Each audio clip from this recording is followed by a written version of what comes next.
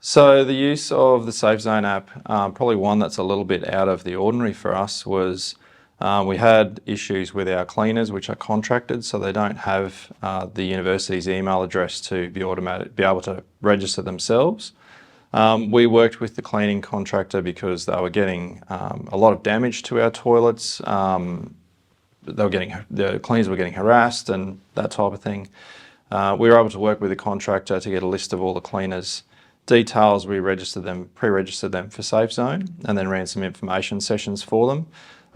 They took it on board, and we were getting calls for assistance, calls to report suspicious behaviour, using the tip reporting to notify us of incidents that were occurring, send photos and get that security response to them quicker. That improved the relationship between cleaners and security. And from a security perspective, the more eyes we've got out there looking for things that are suspicious or need to be addressed, the quicker response we can have and the less incidents that we have, and the more we're protecting both the people and the property of the university.